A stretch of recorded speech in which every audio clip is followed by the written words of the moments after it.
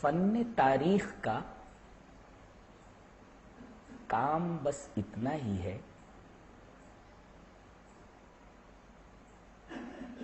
فن تاریخ کا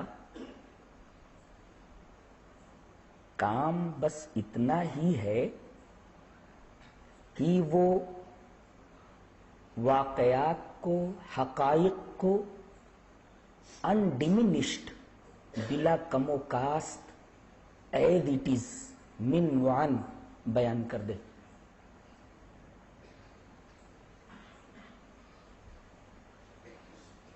اب کسی واقعے سے کیا نتائج برآمد ہوتے ہیں اور ان واقعات سے کسی فرد یا جماعت کے اوپر کیا اثرات مرتب ہوتے ہیں، یہ فن تاریخ کے دائرے سے باہر ہے۔ یہ فن تاریخ کا کام نہیں، یہ تاریخ نہیں بلکہ فقہ التاریخ۔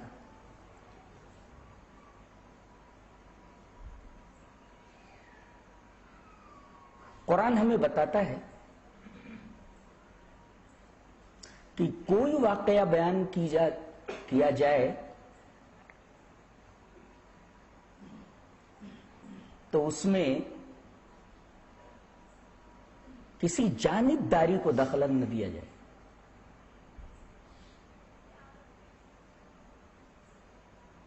واقعے کو اس کے صحیح تناظر میں پیش کر دیا جائے۔ مثلا آدم کے 2 بیٹوں کا واقعہ ہے، حابیل اور قابیل کا۔ قرآن حکیم خود یہ بتاتا ہے کہ اللہ اپنے رسول کو خطاب کر کے کہتا ہے وَاتْلُ عَلَيْهِمْ نَبَأَ ابْنَيْ آدَمَ بِالْحَقِّ، آپ آدم کے دونوں بیٹوں کا واقعہ حقیقت کی روشنی میں بیان کر دیجیے۔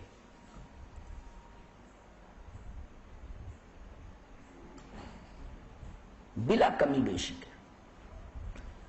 یہیں ہمیں یہ نکتہ ملا کہ مورخ کو ہمیشہ غیر جانبدار ہونا چاہیے۔ اگر کسی تاریخی واقعے میں مورخ اپنے کسی خاص جذبے، کسی خاص موقف، کسی خاص نظریے کو دخل دیتا ہے تو یہ تاریخ کے ساتھ ناانصافی ہے۔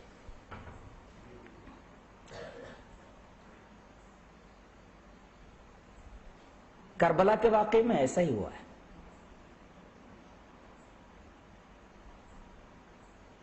یہی وجہ ہے کہ واقعے کربلا کے اوپر غلط فہمیوں کے اتنے دبیس پردے پڑے ہوئے ہیں کہ ان دبیس پردوں کو اٹھا کر حقیقت کے رخ روشن کو دیکھنا کافی دشوار، کافی مشکل نظر آتا ہے۔ آج ہماری کوشش یہ ہوگی کہ ان دبیس پردوں کو اٹھایا جائے اور حقیقت کو واشگاف کیا جائے اور حقیقت کے رخ زیبا کو سامنے لے آیا جائے۔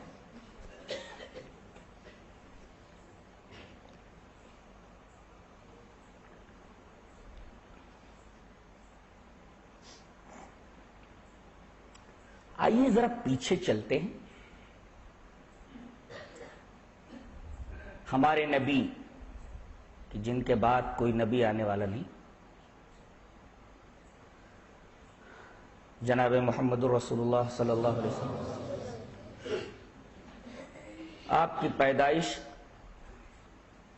عام الفیل میں ہوئی، ہاتھی کا سال، یعنی جس سال ابرہہ ہاتھی سواروں کا ایک بڑا لشکر لے کر کعبہ کو ڈھانے کی غرض سے نکلا اور وادی محصر میں پہنچا تو اللہ تعالی نے چڑیوں کے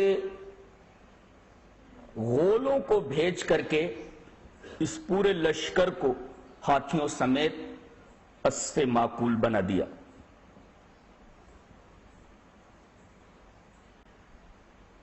جس سال یہ واقعہ ہوا،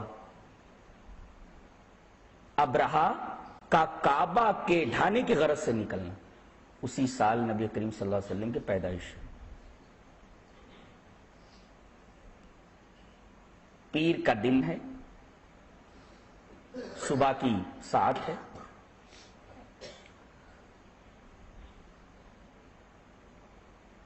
اور جب آپ 40 سال کے ہوئے تو آپ کو نبی بنایا گیا، آپ منصب نبوت پر سرفراز کیے گئے، سے سرفراز۔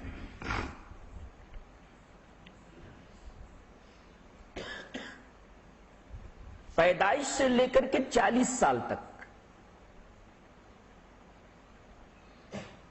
آپ صرف محمد ہیں، اور 40 سال کے بعد سے لے کر کے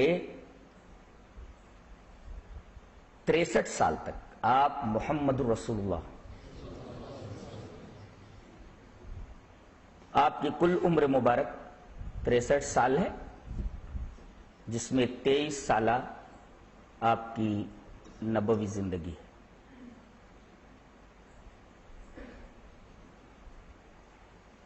ربیع الاول میں آپ کا انتقال ہوتا ہے،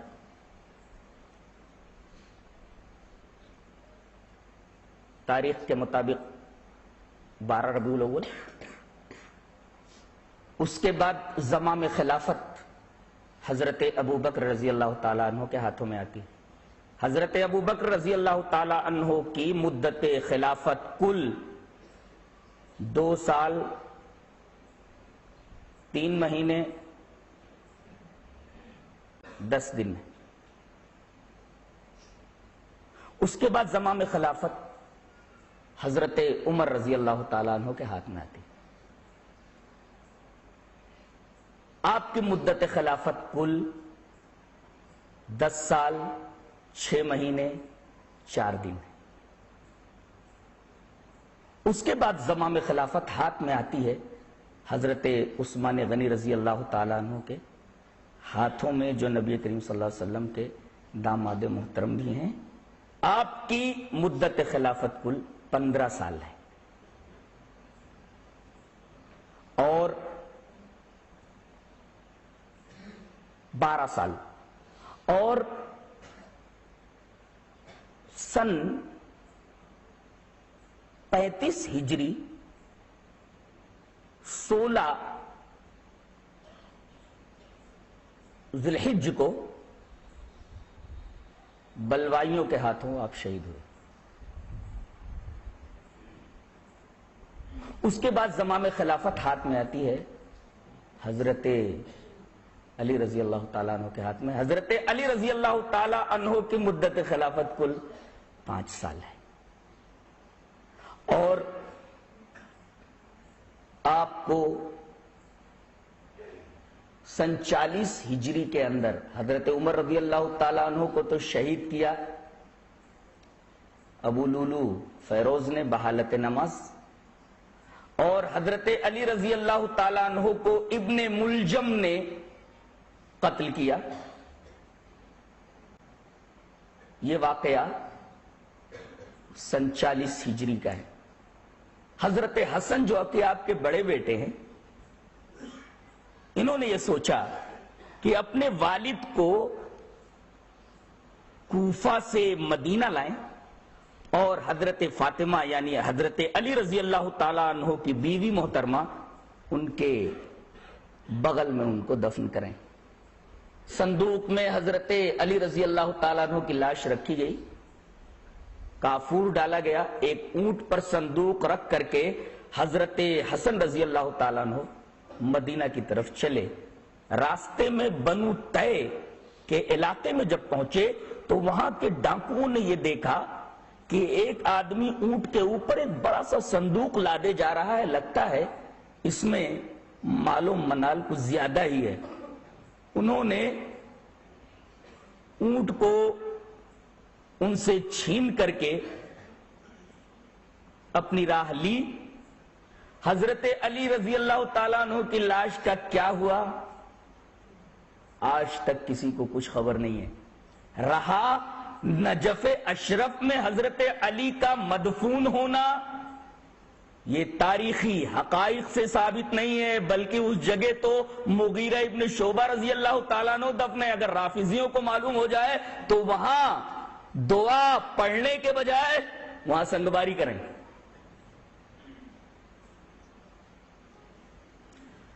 حضرت علی رضی اللہ تعالی عنہ کی شہادت کے بعد زمام خلافت 12 رمضان سن 40 ہجری کے اندر آپ کے بڑے بیٹے حضرت حسن رضی اللہ تعالیٰ عنہ کے ہاتھوں میں آئی، لیکن انہوں نے دیکھا کہ امت میں انتشار بڑھتا جا رہا ہے، امت کی نیا کو پار لگانے کے لیے، امت کو صحیح رخ پر باقی رکھنے کے لیے کسی انتہائی مدبر خلیفہ کی ضرورت ہے۔ لہذا انہوں نے چند ہی مہینوں بعد 22 رمضان سن 40 ہجری کے اندر یہ خلیفہ بنے، اور چند ہی مہینوں بعد سن 41 میں رمضان کے بعد محرم سے اسلامی مہینے کا آغاز ہوتا ہے، تو سن 40 کے اندر آپ خلیفہ بنے 12 رمضان کو، اور محرم کے بعد ربیع الاول کی 14 تاریخ کو، میرا خیال یہ ہے کہ ربیع الاول کے اواخر میں حضرت حسن رضی اللہ تعالی عنہ حضرت معاویہ رضی اللہ تعالی عنہ کے حق میں خلافت سے دستبردار ہو گئے۔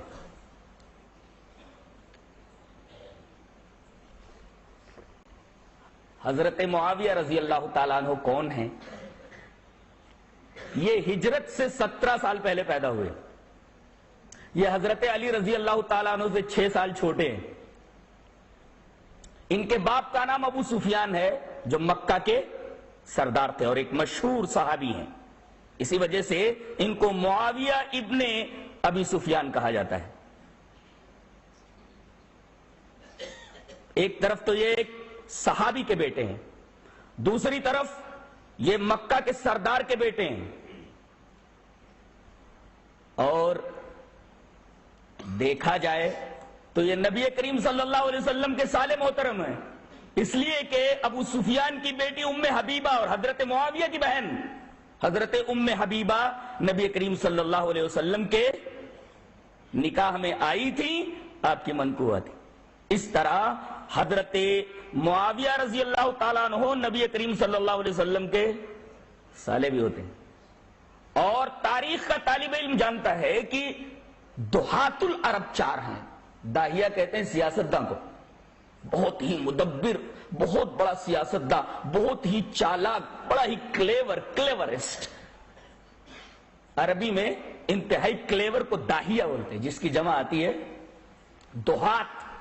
تو 4 آدمی دہات العرب کہے جاتے تھے، عرب کے مانے ہوئے مدبر، عرب کے مانے ہوئے سیاستداں، رفتار سیاست کے اوپر جن کی بڑی زبردست نگاہ ہوتی تھی، ان 4 میں ایک حضرت معاویہ رضی اللہ تعالیٰ عنہ، ایک تو زیاد ابن ابی، دوسرے حضرت معاویہ، تیسرے حضرت ابو موسیٰ اشعری، چوتھے حضرت عمر ابن عاص رضی اللہ تعالیٰ عنہ، یہ 4 دہات العرب کہے جاتے تھے۔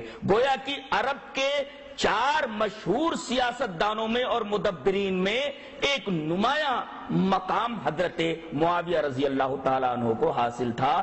یہ الجھے اور پیچیدہ مسائل کو بہت ہی خوش اسلوبی کے ساتھ اپنے ناخن تدبیر سے حل کر لیا کرتے تھے۔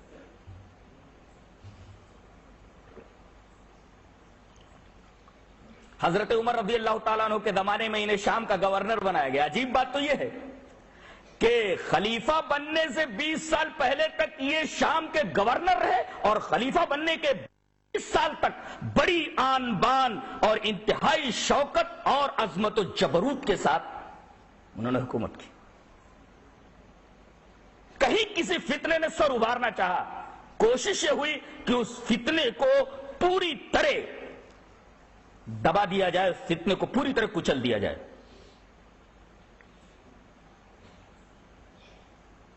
اور قرآن حکیم جب نبی کریم صلی اللہ علیہ وسلم پر اترتا تھا تو آپ تو امی تھے. جانتے امی کا کیا مطلب ہوتا ہے؟ ایک نام نہاد سنی مولوی نے امی کا ترجمہ جاہل کر دیا، خود انہی کے مسلک والوں نے اسے بہت پیٹا. امی کا مطلب جاہل نہیں ہوتا، بلکہ امی کہتے ہیں الذی لا یقرأ ولا یکتب، الامی جو نہ پڑھ سکے نہ لکھ سکے اس کو امی کہتے ہیں. الذی لا یقرأ ولا یکتب، جو نہ لکھ سکے نہ پڑھ سکے وہ الامی، اس کو امی کہا جاتا ہے. امی کا مطلب جاہل نہیں ہوتا. تو آپ امی تھے. خود قرآن حکیم نے کہا وما كنت تتلو من قبله من کتاب ولا تخطه بيمينك اذا لارتاب المبطلون. اے ہمارے حبیب آپ کا حال تو یہ ہے کہ آپ کو تو پڑھنا نہیں آتا، آپ کو دائیں ہاتھ سے لکھنا نہیں آتا. اگر آپ کو پڑھنا آتا، اگر آپ کو لکھنا آتا تب باطل پرستوں کو شک کی گنجائش ہوتی. یہ تو پڑھا لکھا ہے، کسی یونیورسٹی کا اسکالر ہے، فاضل ہے، اس وجہ سے اتنی بڑی بات کہتا ہے اور اسے قرآن کہہ کر کے پیش کرتا ہے. لیکن اے ہمارے حبیب آپ کی امیت قرآن حکیم کے منزل من اللہ ہونے کی دلیل ہے. اور جب قرآن حکیم اترتا تو ایک تو خود آپ اسے بائی ہارٹ کرتے، محفوظ کرتے. اسی وجہ سے جب قرآن اترتا تو اس کو یاد کرنے کے لیے، بائی ہارٹ کرنے کے لیے کہ جلدی سے حفظ ہو جائے، آپ اپنی زبان کو بڑی تیزی سے حرکت دیتے تھے، جس پر آپ کو وارننگ دی گئی کہ بائی ہارٹ کرنے کے لیے آپ کو زبان کی حرکت ضروری نہیں ہے، بلکہ دل میں بٹھانا یہ ہمارا کام ہے. لا تحرک به لسانك لتعجل به ان علينا جمعه وقرآنه فاذا قرأناه فاتبع قرآنه. اللہ تبارک و تعالی نے رسول اللہ صلی اللہ علیہ وسلم کے دل میں بٹھانے کی، قرآن کو ذمہ داری لی، سینوں میں محفوظ کرنے کی ذمہ داری لی، سفینوں میں بھی محفوظ کرنے کی ذمہ داری لی. ایک طرف تو قرآن سینوں میں محفوظ ہوتا گیا اور دوسری طرف جیسے جیسے قرآن اترتا آپ کچھ لوگوں کو بلاتے اور قرآن جو اترتا اسے لکھوا لیا کرتے.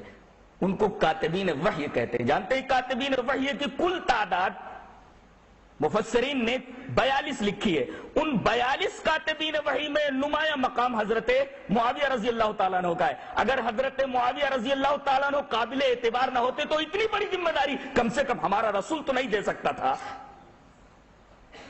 کاتبین وحی میں حضرت معاویہ کا ایک نمایاں مقام ہونا اس بات کی بین دلیل ہے کہ انتہائی زیرک، انتہائی ہوشمند، انتہائی کلیور اور بڑے ہی دانشور اور بڑے ہی ذی فہم تھے.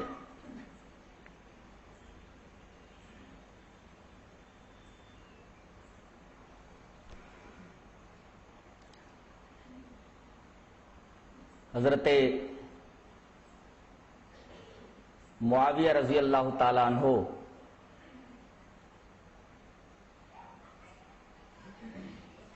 یہ بتایا گیا کہ نبی کریم صلی اللہ علیہ وسلم کہ بڑے قریبی رشتہ دار ہوتے ہیں اور باگہرا تعلق ہے حضرت معاویہ کے گھرانے سے جناب محمد رسول اللہ صلی اللہ علیہ وسلم. یہاں ایک بات نوٹ ڈاؤن کرنے کے لائق ہے، ذہن نشین کیے جانے کے لائق ہے. وہ یہ ہے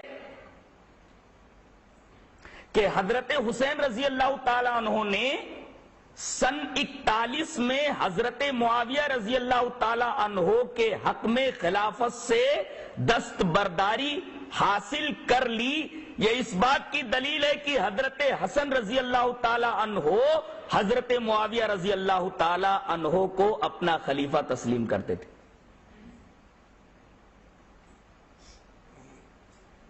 ورنہ اگر وہ باطل پرست ہوتے تو کبھی بھی حضرت حسن رضی اللہ تعالی عنہ معاویہ کے حق میں خلافت سے دستبردار نہیں ہوتے تھے.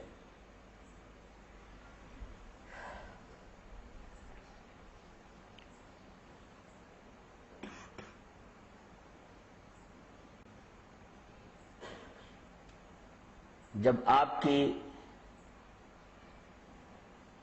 عمر مبارک 70 سے متجاوز ہوئی اور انہیں ایسا محسوس ہونے لگا کہ ہو سکتا ہے کہ قضا اب آئے تب آئے، لیکن میرے اس دنیا سے چلے جانے کے بعد ایسا نہ ہو کہ امت میں طرح طرح کے فتنے اٹھ کھڑے ہوں، یہ خدشہ آپ کو اندر اندر کھائے جا رہا تھا؟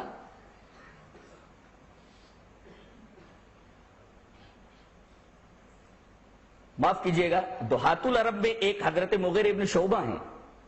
سن 51 کے اندر حضرت مغیرہ ابن شعبہ رضی اللہ تعالیٰ عنہ کی تحریک سے ہی حضرت معاویہ رضی اللہ تعالیٰ عنہ نے یزید کے تعلق سے ممالک اسلامیہ کے تمام صوبوں میں استصواب رائے کی مہم جاری فرما دی۔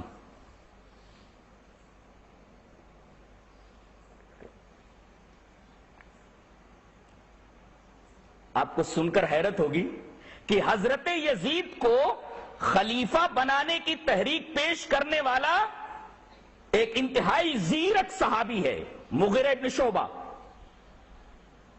اور یہ بات اور اس طریقے کی تحریک چلانے کے لیے ایک انتہائی مدبر، ایک انتہائی زیرک سیاست داہی کر سکتا ہے اور تحریک چلانے کے لیے بول سکتا ہے۔ پہلے تو حضرت امیر معاویہ رضی اللہ تعالیٰ عنہ پس و پیش میں مبتلا رہے، اس لیے کہ بات بیٹے کی تھی، لیکن مغیرہ ابن شعبہ کی نگاہیں جو دیکھ رہی تھی اول وہلہ میں حضرت معاویہ رضی اللہ تعالیٰ عنہ اس کو دیکھ نہیں سکے۔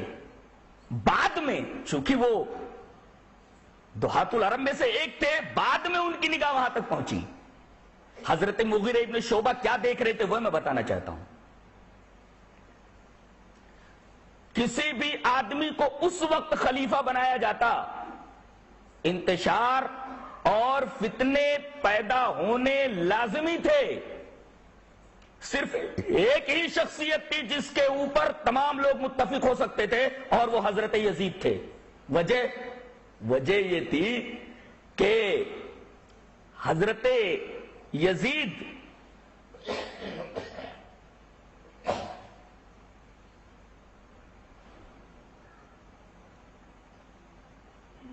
ان کا ننہالی رشتہ شام کے ایک بہت طاقتور قبیلے کلب سے تھا۔ ان کی ماں حضرت یزید کی ماں اور حضرت معاویہ رضی اللہ تعالیٰ عنہ کی ایک بیوی میسون بنت بہدل وہ قبیلے کلب سے تعلق رکھتی تھی، اور قبیلے کلب یہ شام کا ایک انتہائی مضبوط اور طاقتور قبیلہ تھا۔ یہ جس کی حمایت کر دیتا اس کا خلیفہ بننا، اس کا طاقتور ہونا یہ لازم تھا۔ تو ننہالی رشتے سے یہ قبیلے کلب سے گہرا تعلق رکھتے تھے، اور عرب میں شام کے ایریے میں جو عرب پہلے سے آئے وہ یہی کلبی ہیں، بعد میں جو آئے وہ مزری ہیں۔ تو حضرت معاویہ رضی اللہ تعالیٰ عنہ مزری ہیں۔ اس طرح مزر اور کلب دونوں کے دونوں کسی کے اوپر اگر متفق ہو جاتے تو اس کی حکومت کو استحکام اور کنسالیڈیشن ملنا یہ لازم تھا۔ ماں قبیلے کلب کی اور باپ وقت کا خلیفہ، تمام شام کے لوگ ان کی ایک ایک ادا کے اوپر جان قربان کر دینے کے لیے تیار ہے۔ حضرت مغیرہ ابن شعبہ رضی اللہ تعالیٰ عنہ کی آنکھوں نے یہی بات دیکھی، اور بعد میں حضرت امیر معاویہ بھی اس پوائنٹ کو سمجھ گئے، اور انہوں نے اپنی ہی حیات میں سن 51 کے اندر یہ تحریک چلائی کہ سن 51 ہجری میں کہ ممالک اسلامیہ کے تمام صوبوں کے معزز لوگوں کو بلایا گیا اور استصواب رائے کیا گیا کہ یزید کے بارے میں آپ لوگوں کا کیا خیال ہے، میرے بعد انہیں خلیفہ بنایا جانا صحیح ہے؟ 100% ووٹ حضرت یزید کے حق میں آئے۔ میں یہ کہتا ہوں کہ اگر حضرت یزید شرابی تھے، کبابی تھے، عیش پرست تھے، اور جیسا کہ مرکز گریز لوگ فتنہ پرداز لوگ اس شخص کے بارے میں اس طرح کی واہیات باتیں پھیلاتے رہتے ہیں، تو سوال یہ ہے کہ ممالک اسلامیہ کے تمام صوبوں کے گورنروں اور تمام صوبوں کے معززین کس طریقے سے یزید کی سربراہی پر اور خلافت پر متفق ہوتے ہیں؟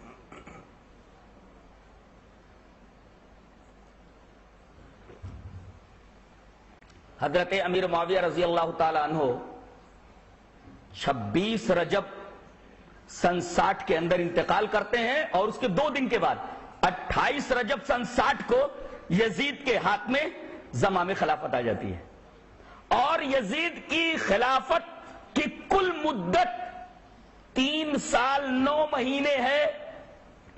پیدائش کے بارے میں اگر آپ کو جاننا ہے تو بعہد خلافت فاروقی حضرت عمر رضی اللہ تعالیٰ عنہ کے دور خلافت میں سن 22 ہجری کے اندر یزید کی پیدائش ہوتی ہے، اور 28 رجب سن 60 کو یہ خلیفہ بنتے ہیں۔ 3 سال 9 مہینے کل مدت خلافت ہے۔ 42 سال کی عمر میں 14 ربیع الاول کو ایک مقام ہے، مقام حوارین، جو دمشق اور تذمر کے درمیان ہے، وہاں بعارضہ نقرس ایک بیماری ہوتی ہے، عارضہ مانے بیماری، تو بعارضہ نقرس کی بیماری میں مبتلا ہو کر کے وہیں انتقال کر جاتے ہیں۔ اور جوش عقیدت اور محبت دیکھیے لوگوں کا کہ دمشق تک ان کی نعش کو ہاتھوں پر لوگ لائے، کسی چیز پر اٹھا کر نہیں، ہاتھوں کے اوپر لائے۔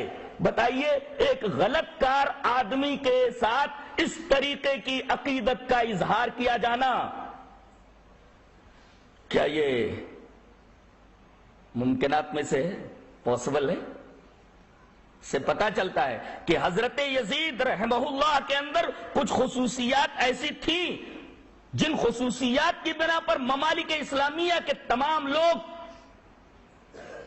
حضرت یزید سے بے انتہا محبت کرتے تھے۔ انتقال ہو رہا ہے، مقام حوارین میں لوگ ہاتھوں پر اٹھا کر کے ان کی نعش کو دمشق میں لاتے ہیں، اور وہیں ان کی تجہیز و تکفین کی جاتی ہے۔ تو آپ نے پیدائش بھی جان لی،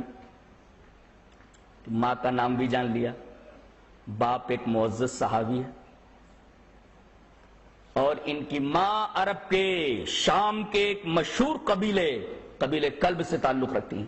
اور ایک عجیب نکتہ یہاں اور بتا دوں کہ یہ حضرت حسین رضی اللہ تعالی عنہ خالو لگتے ہیں حضرت یزید کے۔ حضرت حسین رضی اللہ تعالی عنہ خالو ہیں حضرت یزید کے۔ کس طرح؟ آپ کو ابھی معلوم ہوا کہ قبیلے کلب کی میسون بنت بہدل جو خاتون ہے، یہ یزید کی ماں ہیں، اور ان کی چچے زاد بہن رباب یہ حضرت حسین رضی اللہ تعالیٰ عنہ کی بیوی ہے۔ میسون بنت بہدل جو یزید کی ماں ہے، ان کی چچے زاد بہن ہے رباب جو حضرت حسین کی منقوہ ہے۔ اس طرح حضرت حسین رضی اللہ تعالیٰ عنہ حضرت یزید کے خالو ہوتے ہیں، اتنا قریبی تعلق ہے حضرت یزید کا حضرت حسین سے۔ اور ایک نکتہ اور بتا دوں، وہ سکینہ کا نام لے لے کر کے جو لوگ نوحہ کرتے ہیں، ماتم کرتے ہیں، یہ سکینہ حضرت حسین کی انہی بیوی رباب سے پیدا ہوئی ہیں، جو قبیلے کلب سے تعلق رکھتی ہیں اور حضرت میسون بنت بہدل کی چچیری ذات بہن ہوتی ہیں۔ اس رشتے سے حضرت حسین رضی اللہ تعالیٰ عنہ حضرت یزید کے خالو ہوتے ہیں۔